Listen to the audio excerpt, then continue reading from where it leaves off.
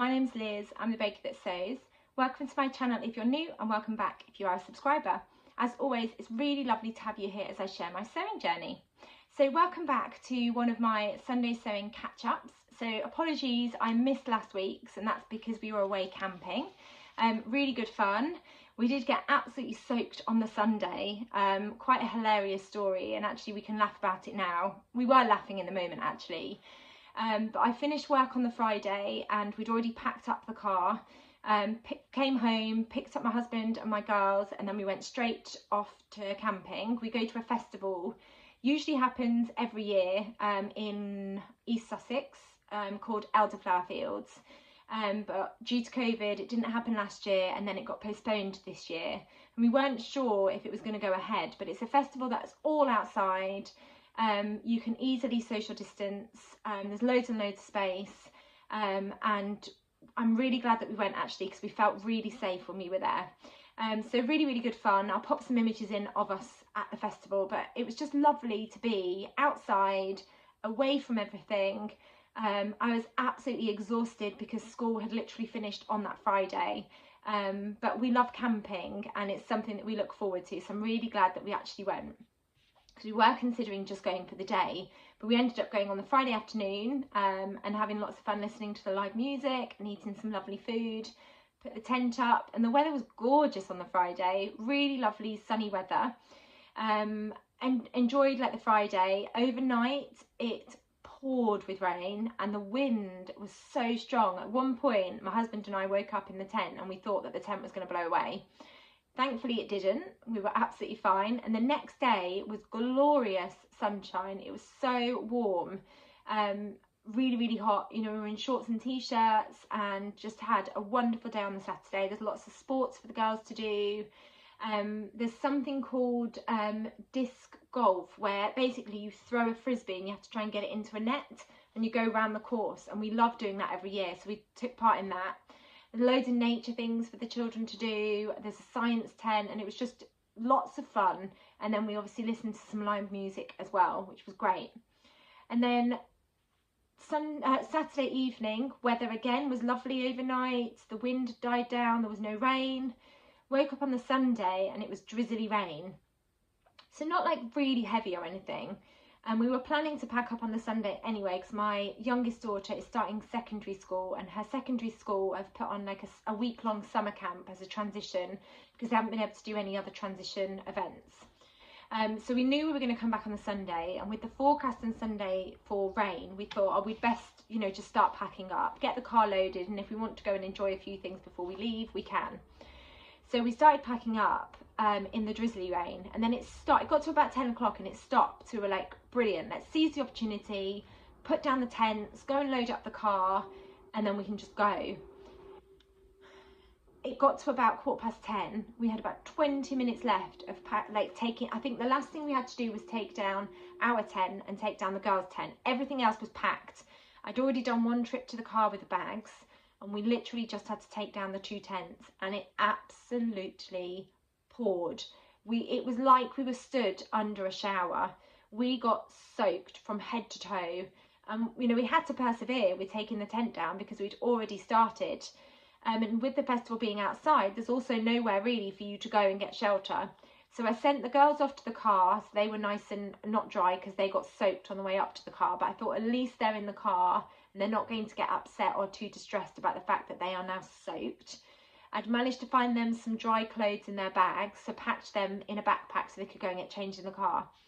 And my husband and I just had to persevere in the torrential rain. And then the car park is at the top of the hill, so we had to walk up the hill soaked, pulling the trolley that had the tent and everything in it. Oh, we got absolutely soaked. I mean, we had to laugh because it was just one of those moments. Got in the car, and because the car park's in a field, loads of cars were getting stuck trying to get out. So my poor husband, because he doesn't drive, had to get out of the car and push a few cars out. And then it was our turn to get out, and I get really nervous about things like that because I was worried that we were going to end up getting stuck. Our wheel did start spinning, so he had to push our car out as well, and luckily some other people helped. So we ended up getting pushed all the way out of the car park. and we did manage to get home safe, not dry. Our car now smells really damp. So I've had the windows open when I know that it's a hot day to try and dry it out as much as possible. But yeah, we need to go and get our car properly cleaned because it just smells like camping and damp field, which is not very pleasant. But I'm hoping, if anyone's got any top tips on how to dry out a car and stop it from smelling, I'd love your top tips. We had a great weekend, lots of lovely memories, but it did mean that I had to miss my Sunday sewing catch up. So here we are with episode 8 of the Sunday sewing catch up. That was a really long-winded introduction, but I just thought I'd let you know about our weekend and the hilarity of having to pack up everything in pouring rain. So I have been sewing quite a few things, and I've got a few things that I wanted to share with you. So I think this is going to end up being quite a long video because I've got 2 weeks worth of things I wanted to share with you. So this might be a good opportunity to pause the video, go and grab yourself a drink and a snack perhaps, so that you can enjoy them as you listen to me sharing all of the sewing things that I wanted to talk to you about today. I'll start with what I'm wearing. This is one of my favourite makes. I think I made this last summer. It's the Deer and Doe Myosotis dress. And I absolutely love it. So by Deer and Doe Patterns, it's the Myosotis dress in this gorgeous cotton poplin. It's got stripes all over it. Now I am a little bit annoyed with myself. As you can see, I didn't pattern match the stripes because you can see the dominant red stripes don't match up with the red stripes on this bodice, but I just need to get over that. I played around with the stripes on the sleeves and I've got the ruffle. And then I've got these gorgeous mint snaps. I did the version that doesn't have the collar, so it's just got a facing, and I used the tutorial by Marie, who is Stitch Odyssey. I'll link it in the description below if you want to learn how to do that hack, but it's a great hack. And then I've got pockets, and again I've just played around with the stripe on the skirt, and then we've got the ruffle at the bottom, and I've played around with the stripe too. And then it's got waist ties because I always put waist ties on. So that's what I'm wearing. I'll put an image in as always of things if I need to as I'm talking about them. Apologies if it's gone dark, but it looks like it's going to absolutely pour outside. I think that's because I was just talking about the rain. So the first thing I wanted to share with you was some gifts that I got sewn up. So I wanted to make some gifts for lots of lovely people that helped me across the academic year last year. It was an incredibly difficult year for anyone that works in education and for anyone that works across lots of different sectors. And it was a real team effort to get through the year and ensure that all of the children still had a wonderful year with us. So I had lots and lots of people that I wanted to say thank you to. The easiest thing to do would be go out and just buy lots of chocolates or wine or biscuits and say thank you. But I had like 20 people that I needed to say thank you to. And my bank balance wouldn't have stretched to 20 boxes of biscuits or wine or chocolates. So I decided to get a little bit crafty. I made some brownies for everybody. I bought some bath bombs and some hand sanitizer and just some lovely little bits and bobs, you know, to sort of take care of yourself. And then I sewed up some of these really cute little sewing baskets. They're like storage baskets and they just use fat quarters. And I followed a tutorial which I'll link down below, but I thought I'd show you, I think I've got it next to me. I'll grab the pattern piece, I thought I'd show you the pattern piece. And then I've got 2 bits sewn up, so I thought I'd show you how you actually construct the basket if it's interesting to you. So I've got the pattern piece here, and there's different measurements within the blog post. There's a video that you can watch and there's also a blog post. And there's different measurements. Now I think this might have been the small, maybe it was either the extra small or the small basket. This is what the pattern piece looks like. So they give you measurements to draw the shape, and then there's an extra bit where you need to cut out this section here, and that helps you to create the bottom of the storage basket. So this is what the pattern piece looks like, and you need to cut out 2 pattern pieces in the main fabric and 2 pattern pieces in the lining fabric. So here are my fabrics. So I've got the main fabric and I've got the lining fabric. I've used light blue stitching thread just so that you can see the stitching on here. Within the tutorial it tells you all about the seam allowance, and there's lots of really clear instructions on how to construct it too. So the first thing you do after you've cut out your pattern pieces is you sew the lining separately to the main fabric. So you join it right sides together, and then you stitch down this section here and down this section, and then you stitch along the bottom as well. So you do that for the lining, and then you also do that for the main fabric. This was one that I ended up having left over and I didn't get around to sewing it up. Then this comes the clever part of sewing, where you've got this sort of cutout bit from the pattern piece. You then open it up like this, so you end up with that gap. I don't know if you can see that. And then you join where you've got the seam allowance there and the seam allowance down the side. You join it and you stitch along this section there, and then you do the same on the other side. So can you see I've got the right sides on the inside, and you join them together, so you've got that seam line there and the seam line there, and then you stitch across there, and then that creates this gorgeous like bag effect. So you end up with the bottom of your bag, and you do that for the main fabric and the lining fabric. And then this is where the magic happens, because you turn the right sides, and you do the main fabric the right sides, and then you keep the lining as it is inside out, and then you put the main fabric inside the lining fabric. Obviously I haven't stitched it because I don't need to at the moment. And then the next thing that you need to do is you stitch along the top. So I've got the main fabric on the inside and then the lining fabric, and you match it all the way along the top and you stitch that. The other thing to say before you attach them along the top is your lining fabric, you need to leave a gap. Now I kept forgetting to do that, so if you do forget to do that, don't worry, because you can just unpick it ever so slightly. You just need a little gap, because then you're going to pull the bag through so it ends up like this, and then you just need to stitch it on the inside so you don't end up being able to see that on the inside. So that's where I had my gap and you can't tell. And then you could, in theory, have it reversible. So you could have the, I mean, I've used the same fabric, but you could end up having the lining fabric on the outside and the main fabric on the inside if you wanted to have it the other way around. I probably didn't make any sense when I was explaining that, but the tutorial is much clearer. So I just thought I'd show you that that's what the pattern piece looks like. Really simple to sew up. I sewed them all in an evening and I made 20 of them. And I think I started sewing about 7 o'clock and I think I finished about 11 o'clock. So really straightforward to sew up, and a really lovely gift actually, because I ended up putting all the little like toiletry bits in there and I kept the brownies separate. Somebody left a top tip to say don't put the brownies with the bath bomb because it ends up seeping into the flavour and then you can't eat the brownies. So thank you for that. I made sure that I kept them both very separate. So that was the first thing, and actually really straightforward to sew up, and everybody that received them was really pleased with them. And I love having these as storage baskets. I use them for my threads, I use them for my post-it notes, I use them for my clips, I use them for my buttons and my zips as well. And they're just really cute, really nice use of fat quarters as well. The next thing that I wanted to talk about was a simplicity pattern that I'm absolutely loving at the moment. So I've got a friend who asked me if I would make a dress for her daughter. Her daughter loves pigs, and it was going to be her birthday a few weeks ago. And she asked if I would sew up a dress for her daughter because they weren't able to find a pig dress anywhere. I love being able to sew for other people. I don't often say yes to things, but she's a really good friend, and it sounded like a really fun project. So I had a little chat with her daughter, and she told me what sort of dress she wanted and the style that she wanted. She basically wanted a lovely swishy dress that she could wear in the summer that used some pig fabric.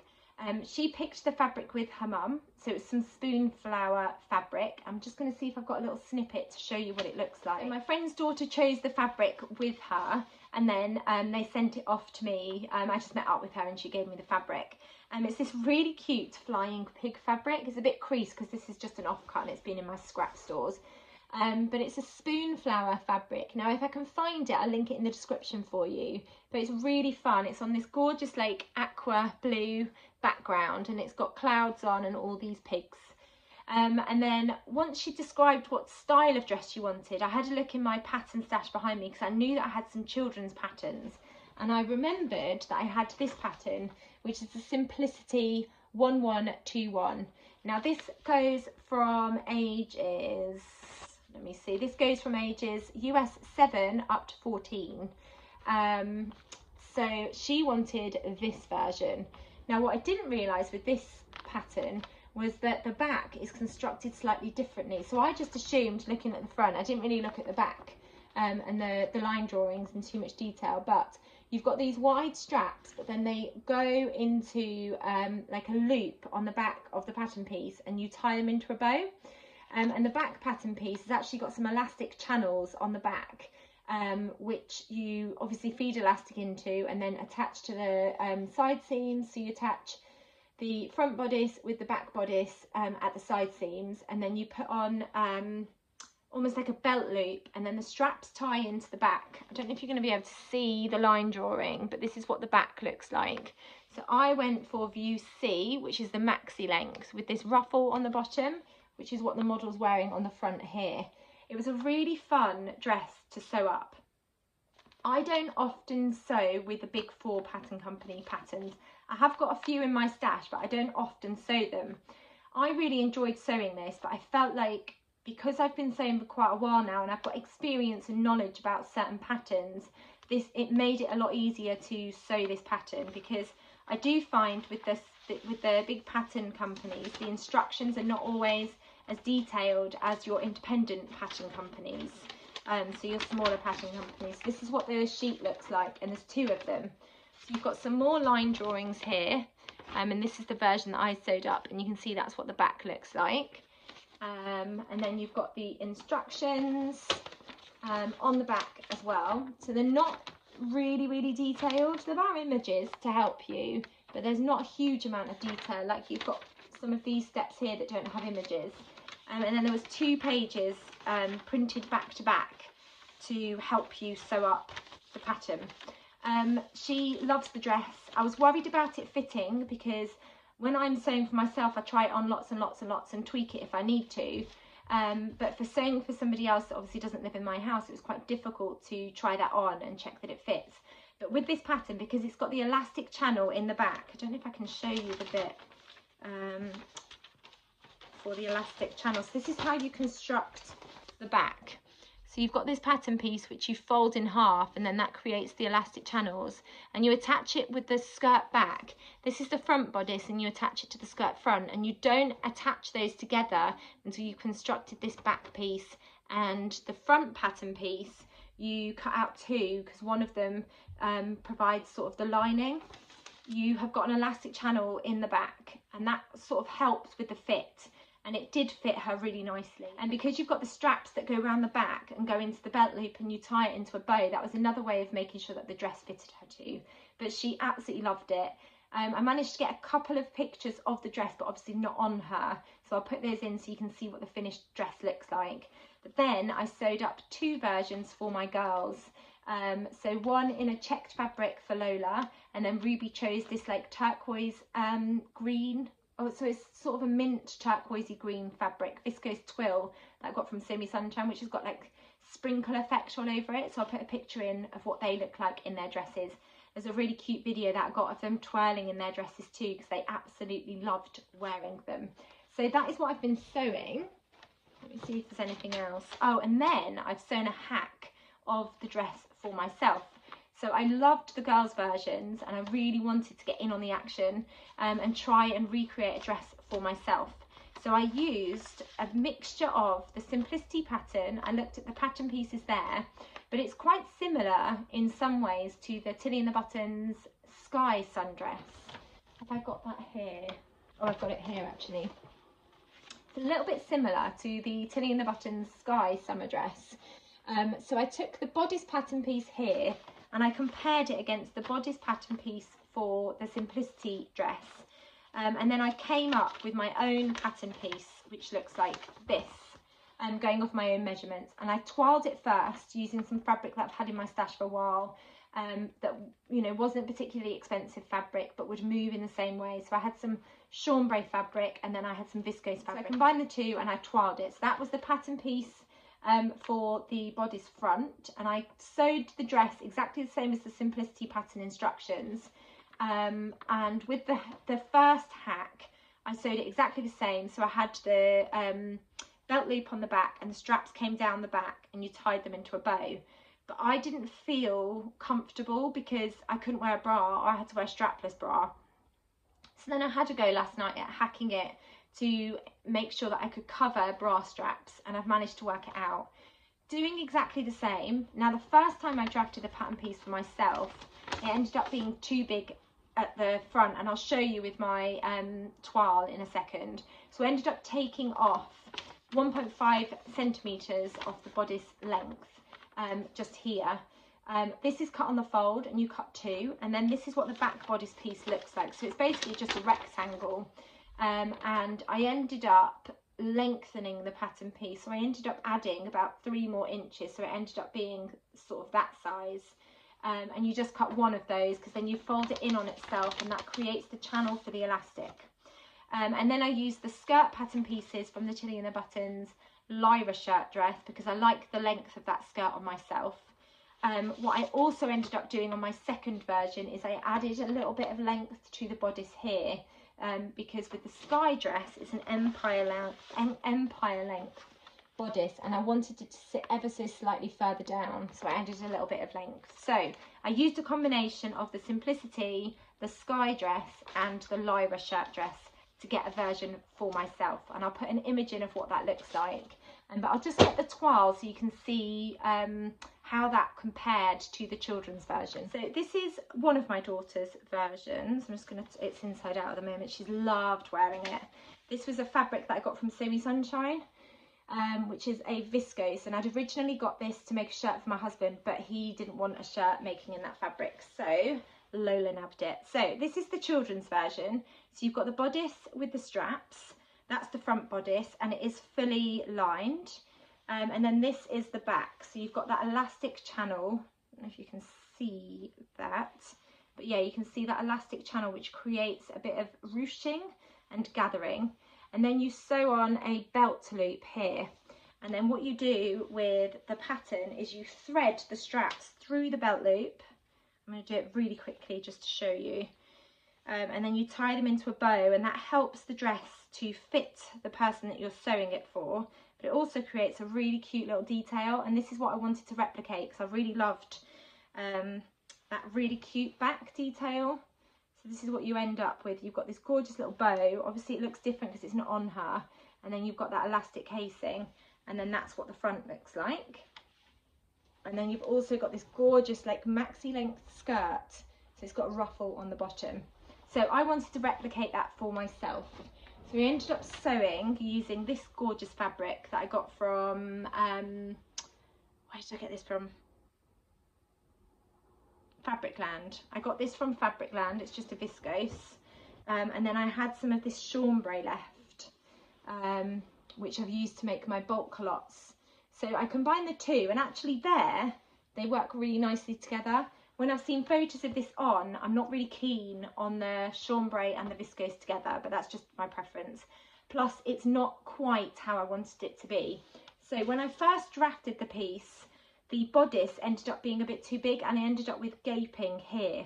So all I did was insert some elastic across the back, and it's just created these gorgeous little gathers, which I do quite like. I think I just need to press that a bit better. And then I've got the straps as the girls' dresses, and then that comes through onto the back, and you get this gorgeous like bow detail. And then the back pattern piece again has got the elastic channels to create the gathers, and it just adds a bit of shaping as well. And then you've just got that belt loop, and then I've just got the Lyra skirt, so the skirt piece with the ruffle on the bottom. So actually when I'm showing you, I do quite like it. But with this version I wouldn't be able to wear just a normal bra, and I do prefer to wear a bra because I like to feel supported, but that's what the toile looks like. And then I tweaked it even further, so I adjusted the front bodice piece because I knew that it was ever so slightly too big, so I ended up taking about 2 inches out of that. And then I adjusted the size of the back bodice piece too, because on this bodice piece it is quite narrow, so I just wanted a little bit more sort of coverage with that back piece. And then instead of, I keep throwing the dress but I still need it, instead of having the single belt loop in the middle, what I ended up doing was I sewed 2 belt loops, and I put one here and one here, so it meant that I could tie the straps down the back. I'll show you on the actual version. I use this gorgeous fabric. I love that colour, leopard print fabric. But yeah, I ended up sewing up 2 belt loops down the back, so that when I hold it up, you can see that I would get the coverage across my bra straps from this fabric. And then I lengthened the bodice ever so slightly, so it's slightly more coverage on the front, and it goes further down past my bust. And then there's the skirt, and I kept the skirt exactly the same because I love it. So I'm really, really pleased that I've actually got a dress, a beautiful summer dress. I love that fabric. And I think I would be able to wear this in the autumn, just layered with a t-shirt underneath too. So a bit of trial and error, but I've actually got a dress now that can match my girls, which I'm really pleased about. And I'm really pleased that I managed to join in with the So Recreate the Look sort of challenge that's been on Instagram at the moment. So that is what I've been sewing. So the next thing I wanted to talk to you about was some fabric. So you know, if you've watched me for a while, you know that I absolutely love Faye, who is, she runs Studio Jepson. She sells the most gorgeous fabric, and she shared a sneak peek of this fabric. And my daughter and I are massive Harry Potter fans.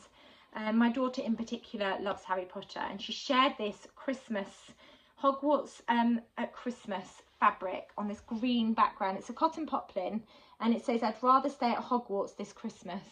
And I just thought it was really fun. So I grabbed, I think I got 2 meters of this fabric because I just thought it's so fun. So I'm going to turn this into a dress for my daughter. But I just wanted to share that. If Faye's still got some, I'll link it down below if you are interested. It's just a cotton poplin. Let me hold it up so you can see. It's fairly narrow actually, but I'm going to turn it into a dress. I've actually got a dress pattern that I think I'm going to use for this. Yeah, not much drape because it's a cotton poplin, but my daughter absolutely loved it as soon as I shared it with her. So I'm really pleased that I've been able to get some of that fabric. It's really, really fun.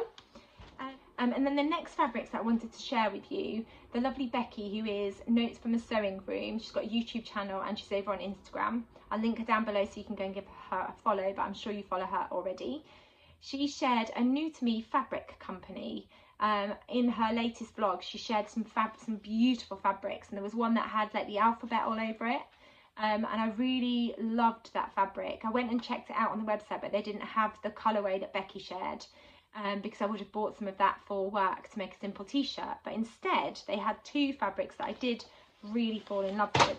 So the fabric company is called Eliza Mac Fabrics, and then they give you a little card and you get a little tea bag on the back of it. Love Twinings tea.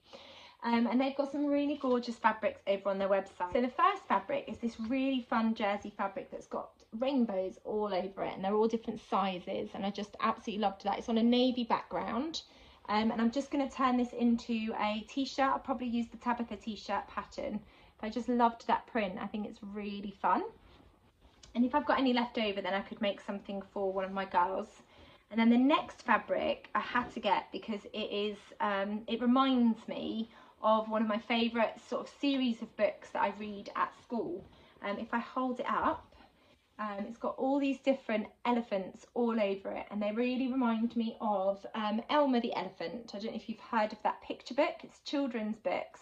They've got lots of different Elmer the Elephant books, like Elmer and His Friends, Elmer in the Winter, all kinds of different Elmer books, and this just reminded me of Elmer the Elephant. So Elmer the Elephant is a patchwork type elephant that has got trying to find, there's a bear here, but this is what Elmer the Elephant tends to look like, but obviously as an elephant.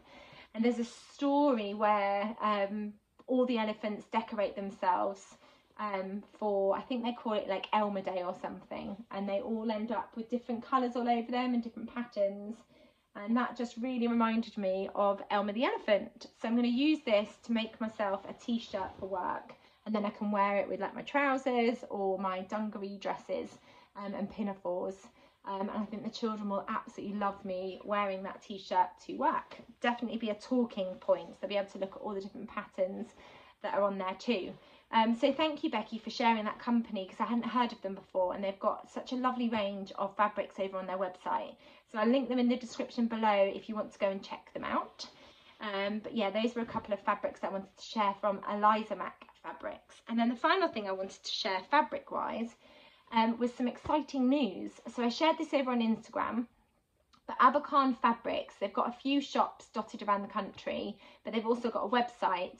They've got an amazing shop in Manchester, and often when I go and visit my family, I'll pop into Abercon Fabrics and have a look. It's like a treasure trove of fabrics. It's amazing. Anyway, they put a call out over on their Instagram page looking for fabric ambassadors. So anyone that wanted to get involved could apply. It was open to everybody. And I thought I'd give it a go and apply. I wasn't sure I'd be successful because I don't have an Abercon Fabrics near me, but their website is really easy to use and quite straightforward. There's a drop down menu where you can select the type of fabric you're looking for, and there's some really clear images on the website too. And I got a really exciting email to say that I'd been chosen to be a fabric ambassador. I am a fabric ambassador for Abercon Fabrics. And I have bought some really beautiful fabrics that I wanted to share with you now. In the description below, I'll mark this as an ad because I am working with them and they did provide me with a voucher.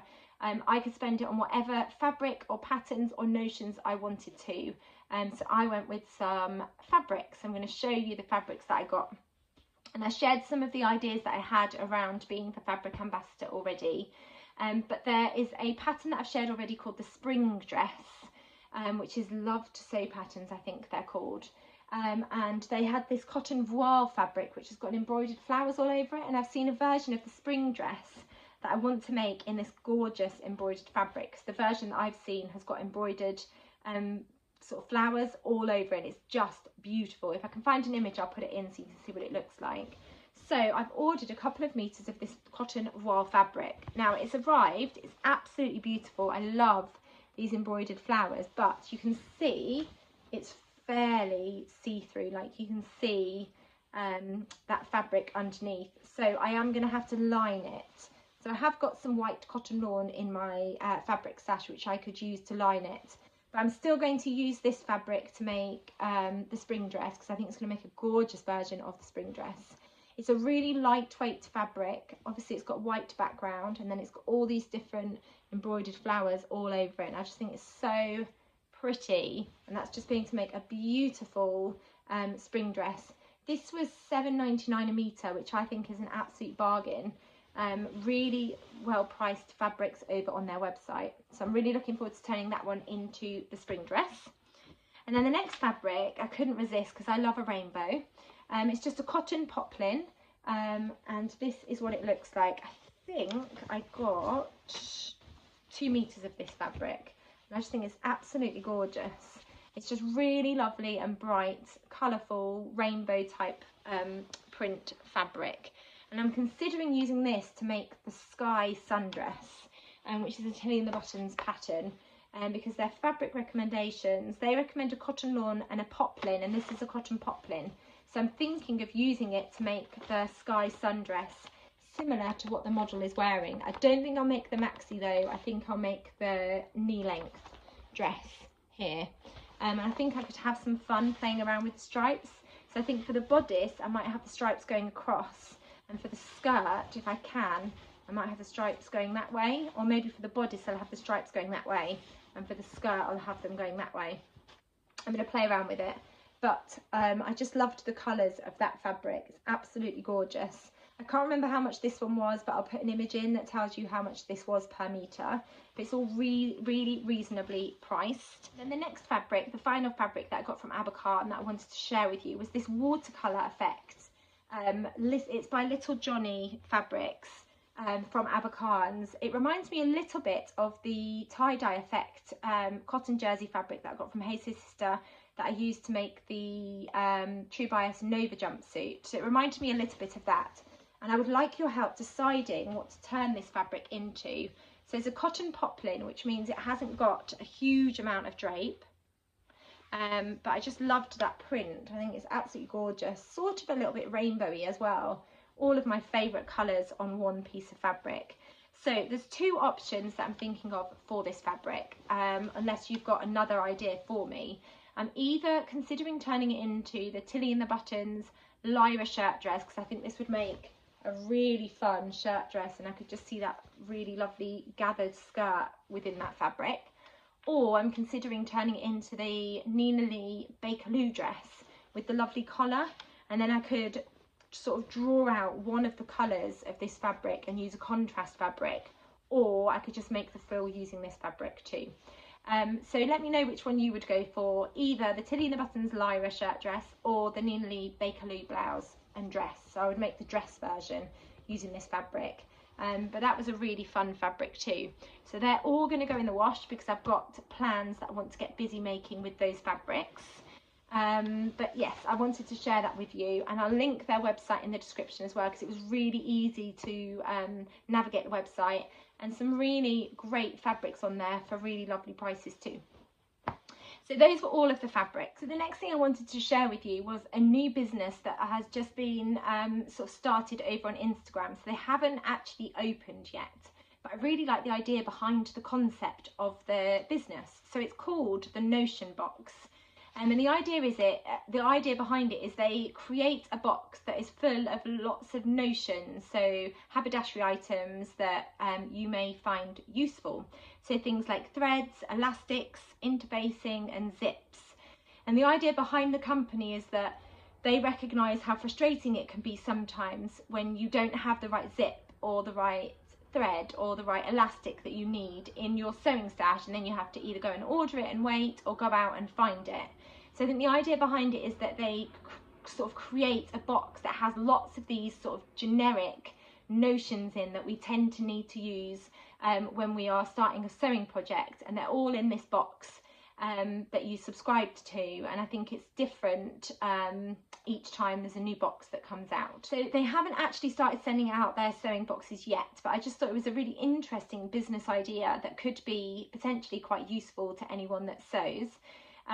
So I've given them a follow over on Instagram, so just wanted to let you know in case you haven't noticed them yet, and I'm eagerly awaiting some more information on exactly what is going to be included in these boxes and how the subscription service is going to work too. So they're called the Notion Box. So the next thing I wanted to share with you was a pattern that I picked up when I was in John Lewis the other day. So I went to Kingston to meet a friend for lunch, and I arrived a bit early because I don't like being late. So it meant that I had a bit of time to go and have a little look in John Lewis at their haberdashery section. And I saw that they were doing the By Hand London mini range of patterns. So I picked one up, or I had to look at all of them actually, and this is the one that I ended up coming home with. So it's a pattern by Hand London, and they've done a little range of all of their dresses.